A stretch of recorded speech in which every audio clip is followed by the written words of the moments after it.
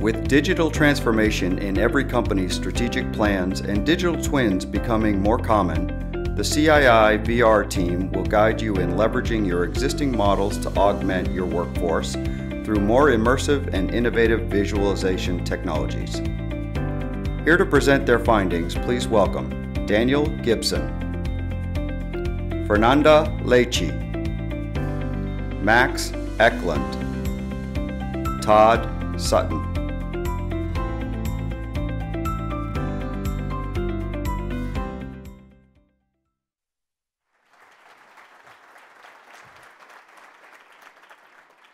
Good morning. We're very excited to be here today and present our results of the first research team after Veatch merged with CII. So this is an exciting project, especially because it's also the first team that's being live streamed and recorded at a CII conference. So pretty exciting times. So what I want to say here today is welcome to the future. Right? This is very well aligned with our conference theme today, and we want you to come out of this presentation, this VR presentation, considering how you can empower your workforce by augmenting their skills with technologies such as this, virtual reality. And what we would like to do is to send you the message that we have to be more intentional about making investment decisions in technology. We have to really think thoroughly about the use cases of how I'm going to apply this technology. Otherwise, when new technologies appear, they're going to be like a squirrel to a dog. Squirrel? We don't want that. We have to be more strategic in the way that we make investment decisions for technologies. And they have to be part of our standard operating procedures. They can also be used to attract, train, and retain our next generation leaders of the industry.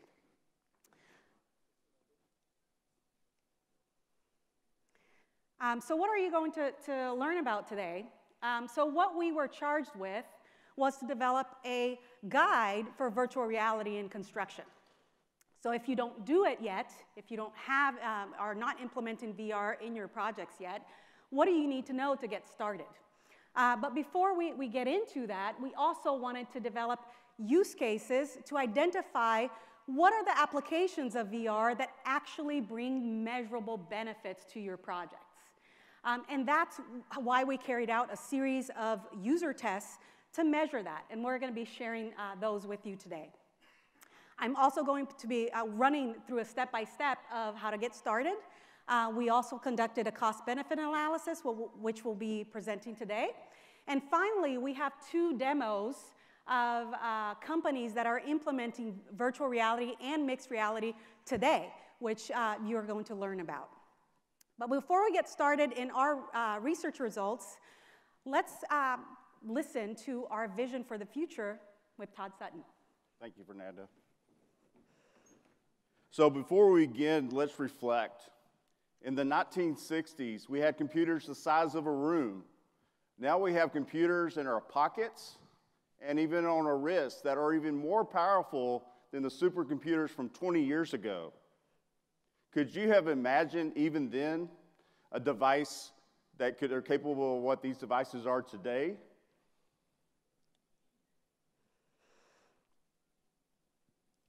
Emails and text messages have replaced faxes. Cell phones have replaced phone booths. Now we want you to imagine new possibility of collaborating, communicating, and interacting. Sorry. T-minus 15 seconds.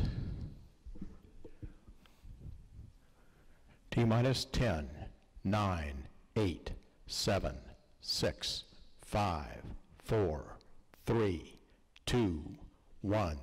Main engine start, 0. And liftoff of the Atlas V with Curiosity, seeking clues to the planetary puzzle about life on Mars. Program is in right on time. 180 operating resources plus, as expected. That went down to 70. SRV pressures running right as expected. Come and join us on a journey to disrupt construction planning and project delivery as we know it. We will introduce the tools to make us experience the reality before we build it. NASA scientists have combined a collection of data, maps, and images to create a virtual reality terrain model of Mars, where scientists can experience and analyze it without stepping on it. Now you can too. All you need is a headset to experience it for yourself. Why not use the same for your own projects? All project stakeholders can use VR to collaborate, enhance construction planning and project delivery, assigning work packages, taking measurements, tracking progress, and addressing safety concerns. We're looking at a dollhouse mode where we can interact, overview not just the details, but also all the surroundings. And then we can use that also to visualize a test drive on a roadway of a bridge. Here we have 3 users in a 3D collaborative space designing, not only experience project reviewing the design, but actually designing in real time equipment assembly, and then routing the piping in that design group and be able to modify that in real time and working together in this collaborative environment. We can also modify it as well.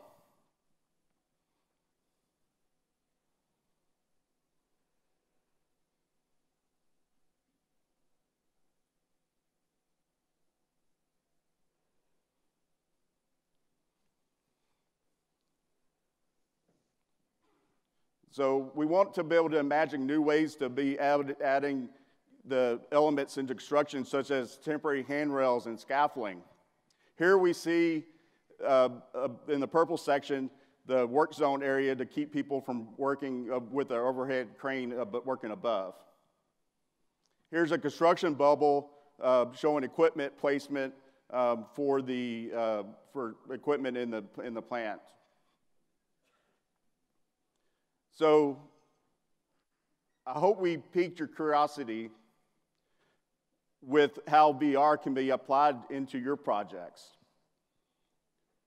NASA is actually using this information that you saw earlier to plan the Mars 2020 project. They used all the data to simulate the environment to develop a Mars helicopter that can operate in the Mars atmosphere.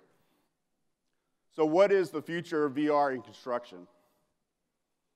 Well, we use it, Zachry, we're starting to use it for collaborating and enhancing the communication, and also design, issue, and resolution with our engineers. Modifying and manipulating model data in VR. When you're in the VR space, you're working in one-to-one scale. You'll see that more in the rest of the presentation. And then the biggest thing is the safety planning. In addition to planning, the training, that also we have a demonstration with Fleur on that, and then all the site logistics as well. And of course, schedule optimization and progress monitoring. Okay, so let's get into the meat of what we did.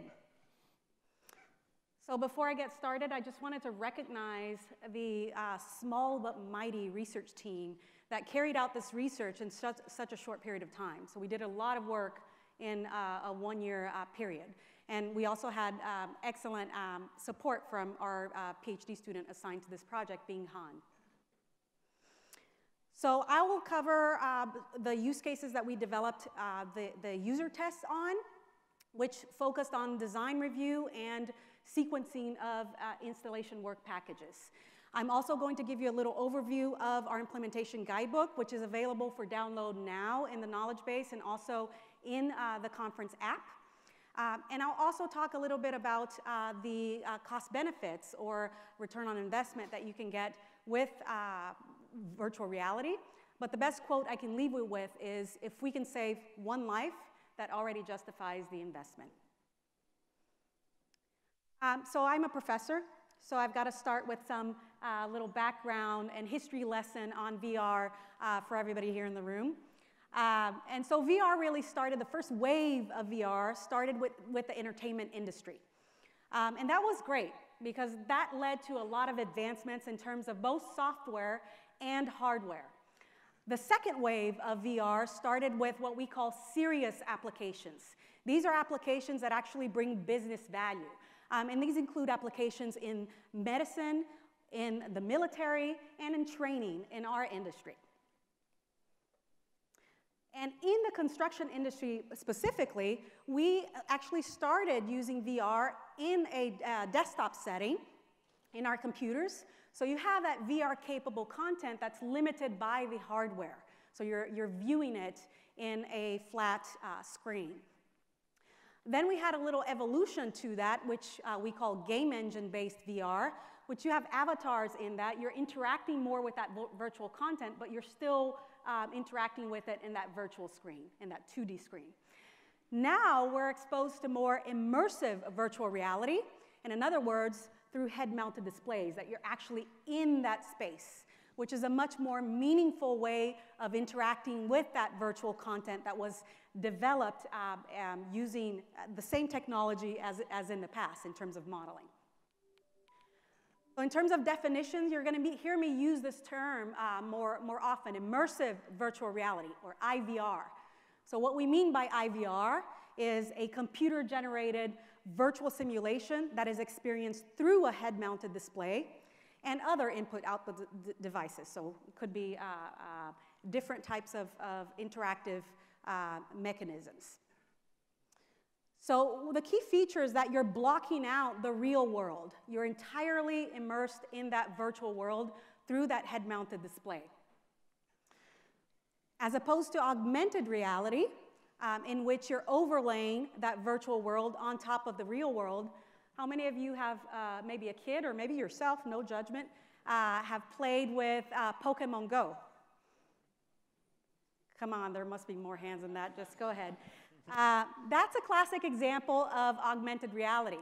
So those little Pokemons, they're just placed in that virtual world that you're seeing them on your cell phone screen, because it's tracking your location settings from your phone. So there's no intelligence beyond that in augmented reality. Mixed reality is a step up from augmented reality. Now we're able to actually take measurements, because that virtual world understands the real world that it's being displayed in. So let's look at the user tests here that we developed. So here's a model of an LSG plant here. And this was a good model for our test cases, our user tests, because it was originally used for advanced work packaging. So in this model, this is a section of the plant. There were 9 installation work packages in this area here. And there were a lot of complexities in terms of geometry in this model, which led us to a series of use cases that we narrowed down from a longer list of serious gaming applications. So our user test participant consisted of both novices and experts, and we also divided the participants into control groups and treatment groups. So the control group used a desktop-based simulation, so it was the exact same model, but they were interacting with it in a desktop, performing the same exact tasks. And our treatment group used the head-mounted display, so they were using the IVR. So for the test that we conducted, the first test was regarding design errors. So they were performing design review in the model. And as you can see here, so the blue bar here represents the IVR scenario, the immersive virtual reality. And the green bars represent the desktop-based VR. For both novices and experts, we saw a significant difference in terms of performance in design review. So both these groups, both novices and experts, actually performed significantly better in the IVR environment. But let me point out the novice group. So as you can see, there's a much more significant difference in the novice group. What does that tell us? That tells us that we can get our new recruits, our recent hires that have less field experience, up to speed a lot quicker if they're trained for design review tasks using virtual reality as opposed to desktop-based design review tasks. Here's an example here of a design review. For sequencing installation work packages, we also saw, in this case, we're looking at the errors that they made in sequencing the 9 installation work packages. So the smaller the number here, the better in this case. So again, we saw significant differences between the desktop-based and the IVR-based. So they made less mistakes using the headsets as opposed to just the desktop. But you see a more significant difference there in the expert group. And the reason for that is because there's a lot of contextual knowledge or experiential knowledge that they have in developing those sequences for IWP. And that's why they actually benefited more than the novices did from this task. So if you're doing IWP, sequencing IWPs, actually we know that they perform better by using virtual reality, immersive virtual reality, as opposed to desktop-based virtual reality. Now, not everything is best, and that's important to understand. What are the use cases that actually bring value? So if we're talking about recalling items, so we ask them to evaluate certain items within certain components within IWPs, and then a week later, we ask them if they recall those items. We saw no significant difference in any of the groups. So that's not a use case that we see value in with immersive virtual reality. So if you think about the traditional workflow of using 3D models in our industry, the information tends to come in both ways. It's bidirectional. So we're getting information from those 3D models. We're providing feedback for design. And there's a two-way street there. With IVR, we see a much more significant and enhanced process feedback loop because you have more significant experiences in that virtual environment. And that's one of the reasons why we see better results there in the design review and sequencing tasks, simply because you have those significant experiences. So here's some key factors for implementation if you're considering getting started with virtual reality in your projects. So first off, the selection of the implementation scenario. And this is why I started speaking, saying that we have to be intentional about what we're going to be using this for. What are the use cases that you want implemented? That has to be discussed at the corporate level so you can make strategic decisions, and that way you can evaluate and develop approaches that you can then trickle down into all of your projects without having to reinvent the wheel in every single new project.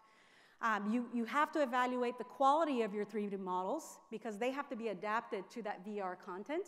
So not every 3D model has enough information to make those experiences meaningful. You also have to evaluate what are the VR functions that you want implemented in those use cases. And that's important because it's related to also the use cases that you want implemented. And you also want to consider your user experience with VR. How are you going to develop training to not only for your developers, but for your users, so they're having the best possible experience in that virtual reality environment.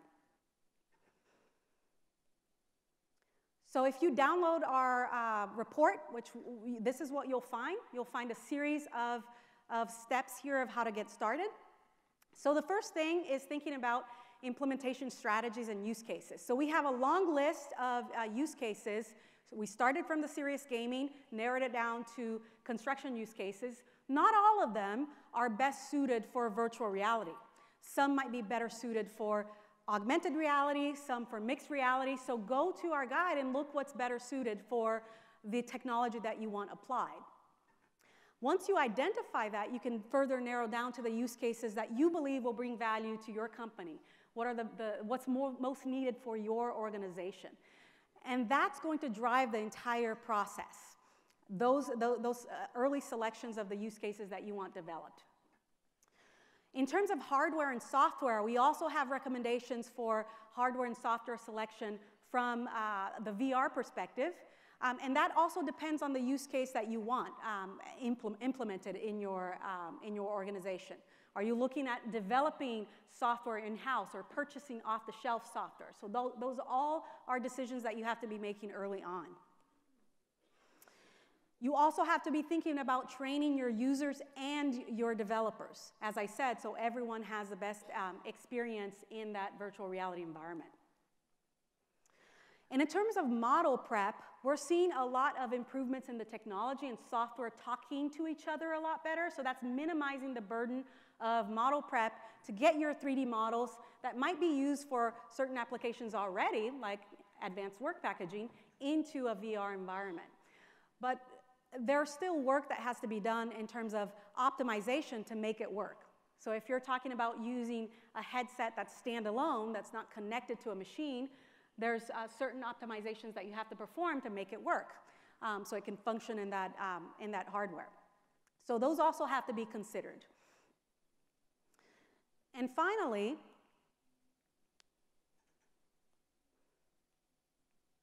if we're talking about integrating VR to future developments, this technology is changing quite rapidly. That's another reason why this has to be a discussion that happens at the corporate level and not at each project level, because that'll minimize the time burden of having to adapt to new technologies. You can develop functions, you can develop certain environments that you can then trickle down into multiple projects without having to redo a lot of the work.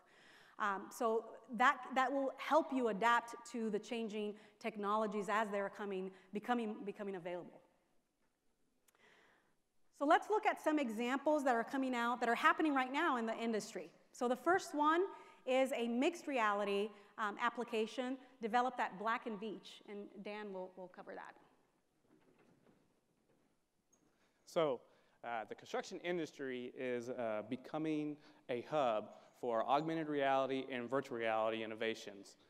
Companies like Zachry, Fluor, and Black & Veatch are looking into the future to take advantage of these innovations and apply them to our business processes for engineering and construction and improving them. This demonstration actually came from just going out into the field and asking a simple question, hey, what is it that we could do to help improve one process? And it came back was, well, we need a better way to communicate field-routed piping and conduit, so it's field design.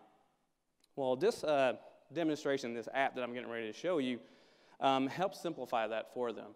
It's going to cover three main things: taking virtual content and displaying that virtual content into a physical environment. We're going to do some comparisons of that virtual content with the physical environment. And lastly, we're going to capture that content. So let's go ahead and get this demo going.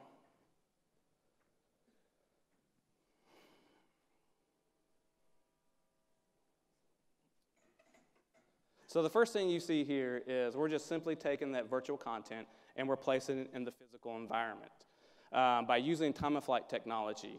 And you can see here we actually are clicking on some of the components to display information about those components. And then next we can take this virtual content and compare it to the physical world. To me, I think this is amazing, because now we're able to take a look at design we haven't even installed yet and make sure it works in the physical environment. And also we can take measurements of the physical environment too by just using the time-of-flight technology. The next part of this is what I find really amazing, because what we're going to do here is create content. Say, for instance, your general foreman is going to the site. He knows that site better than anybody else out there, better than your engineer. So he's going to go out and create this pipe routing that he knows best to fit the environment.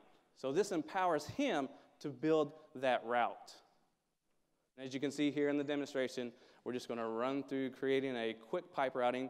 And then after that, since it's just geometry, we can export that geometry and upload it into any CAD software. And then the design guys can go ahead and make any updates or adjustments to it so that we can bring that and produce it back to the field.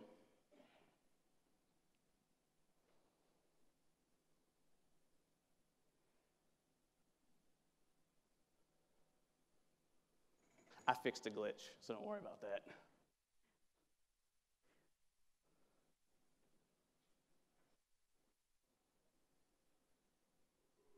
And here we are. We're also connecting it right back to the virtual content. And the cool thing about this, since we're not only using time of flight, we're also coordinating GPS. So if you're using a mobile device, because this is actually on the simple mobile device that I have in my hand right here, right, just a cell phone. And then you can actually put all the information, that GIS information, into geometry and export it. So now we actually have a field-routed design created by the general foreman, and he can export it into something that's consumable by any CAD software. Now, the last part of this demo is pretty neat, too. So say, for instance, the engineer needs to know a little bit more about the environment. Well, instead of having him come to the site to know more about it, how about we just use our cell phone and scan it, right? This same technology exists in what you probably seen today, like LiDAR. It goes out and creates a point cloud. It gathers all that information, triangulates it, and creates a mesh. Well, this is our on-the-fly design, right? We're just simply scanning the environment with my cell phone and then going ahead and upload it into a package, and we send it back to design. And that way design can take a look at the physical environment and see what is going to happen when they do that, that routing. And here we kind of go back and forth. You'll see it here in a second that it'll switch to the AR or the VR mode. So this is kind of cool too. So we're switching from augmented reality to virtual reality, all on a simple mobile device.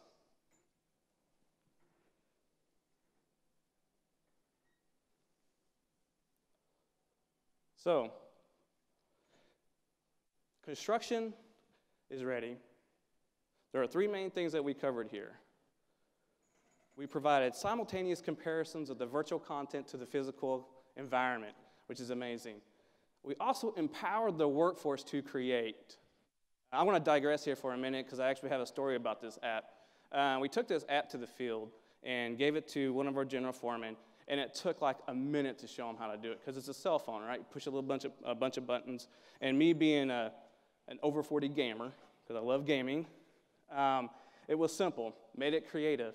So then he took that and he just went to town. He went all over the field, routing pipe, did everything he could with it, showed it to his workforce, his craftsmen. Then he came back and we asked him a question and said, so, you know, we kind of expect negative feedback, you know, being a corporate guy. But the response we got back was amazing because he goes, when can I get this app? This is amazing. And it kind of shocked us, right? So empowering the workforce is very powerful, right? We just gave him the ability to create. And the last part is we did a quick turnaround to a solution, right? So we took something very small that was big to the craft, and we were able to provide a simple app, provide that quick solution, and give it to design so that way they can do their turnaround and give it back to construction. So construction is ready. The future is here. Have one question. Are you ready? Thank you. Fernanda? Okay. Thanks, Dan. We have one more demo for you today. So this one is a virtual reality demo applied to safety training. Max Eklund will be presenting that. So first of all, I wasn't on the initial team. Peter Robar up in Calgary was part of the team, so thank you for letting me present. So one of the initiatives that was sponsored by our Innovation Wrap team in late 2016 was how can we use technology to support safety, to increase awareness, and just to benefit from the technologies. So the Innovation on Wrap team were focusing on the use of VR. So Fluor has 9 critical areas of awareness around safety. And we worked with a gaming developer and focused on working at height and motorized heavy equipment. So if you go to the next slide. So each section of those 2, working at height and the human-machine interface, we have 6 different scenarios. So we queued up a video that just kind of takes snapshots of these. So we'll walk through it. And there's a narration through it, which is pretty funny. Welcome to Fleur's life-critical campaign experience. Virtual reality allows us to communicate through actions rather than just words. Your actions, to be precise. Squeeze the trigger on your remote. You can use your hands to interact with any objects in the room. You've already got your gloves on, so please put on your hard hat.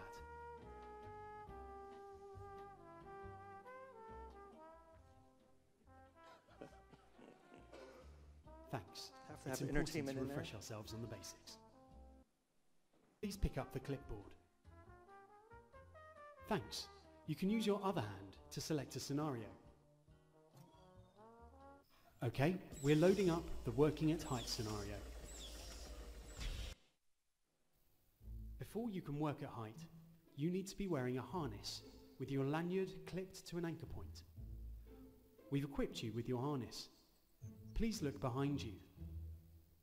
You should find where to clip your lanyard to. Use the trigger on your controller to attach yourself to the anchor point. Thanks. Please look around the area for any potential hazards. This toolbox is a trip hazard for anyone coming down this ladder. When you see things like this, think of others, take action, and move it to a safe place.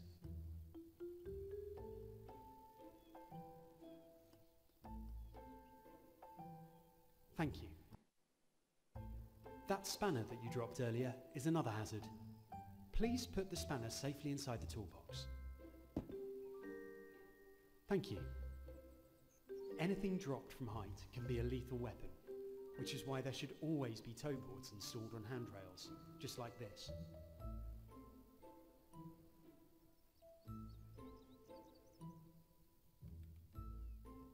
It's a long way down. Now, it may take some courage, but try walking right up to the handrail and try looking right over the edge. That's just one of the reasons you should always do up your chin strap. The other reason is right above you.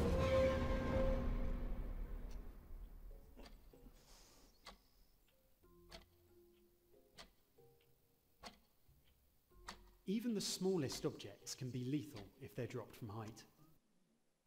Now, we're going to give you 90 seconds to teleport around the environment. We've deliberately set up this area with things that could be unsafe or dangerous. Your job is to take photos of everything you think might be suspect. We've just equipped you with a digital camera. Try taking a few shots. Spotting and reporting hazards before they create an incident is key to working in a safe environment. So now we're going into the motorized heavy equipment, and again, 6 different sections. You've selected the heavy machinery scenario. Please open the drawer on your right. Pick up the truck and take a good look at it. Place the truck in the highlighted area. Close enough. It can be difficult to comprehend the sheer scale of machinery on site. We're And not this just literally being fills dramatic the here. whole room. On site, things can approach you at speed with very little warning. That's why we use spotters. Pick up the 2 spotters and place them on the plans.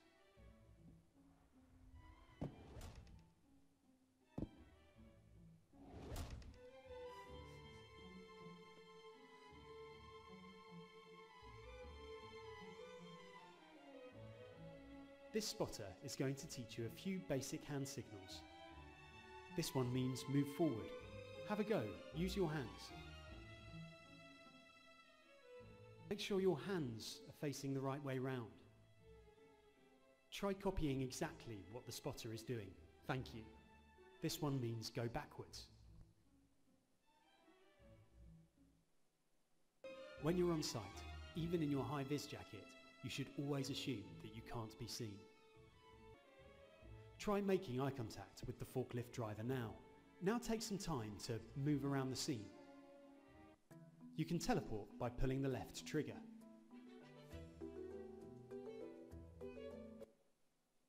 Now we're going to place you inside the forklift.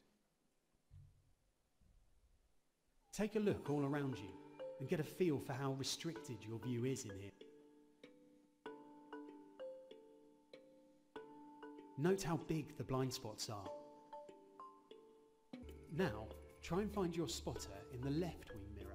Your spotter will need to give big hand movements. elements to be seen clearly.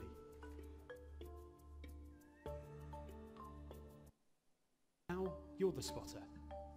We're going to get the forklift to reverse. But first, make sure you have eye contact. Now we're going to back the forklift up. Do the signal for reverse.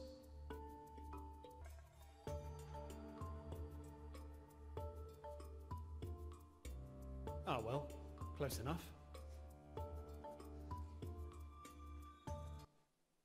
Let's take a better look at what went wrong.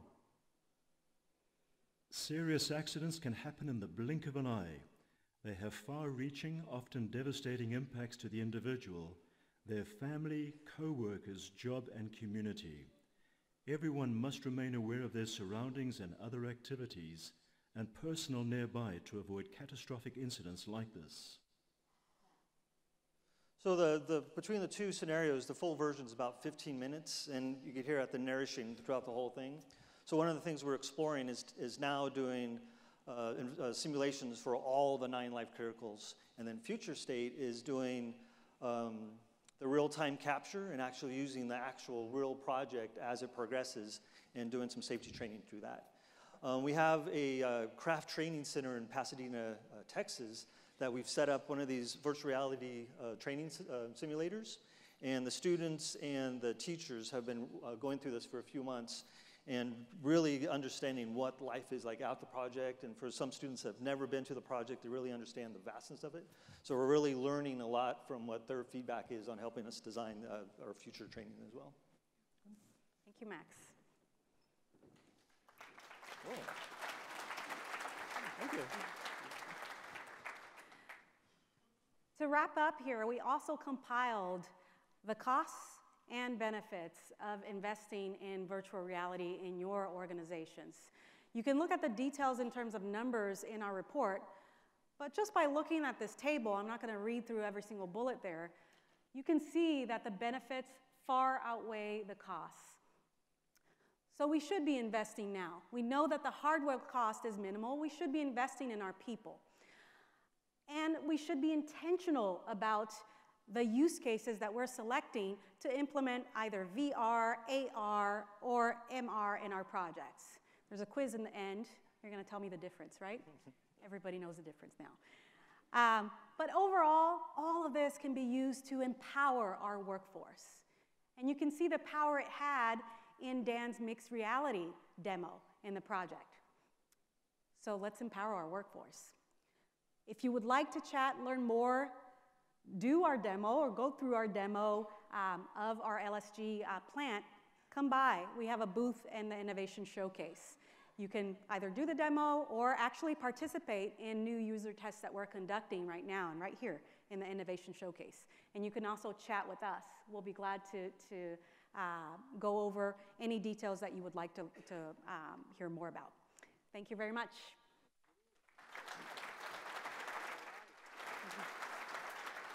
That was a great presentation. Thank you so much. We're running a little bit behind time here, but behind schedule. So let's a couple questions for you guys regarding the guide, which is the product you guys put together after all that work. It says, will the software and hardware recommendations change over time as new options are released? In terms of specific hardware and software, yes, they change, but our guidance is a framework that can help you make those decisions as those technologies progress as well.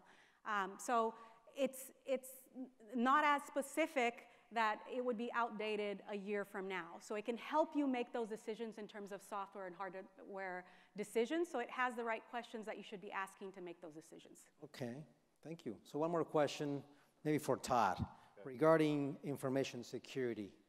How developed are these systems regarding security?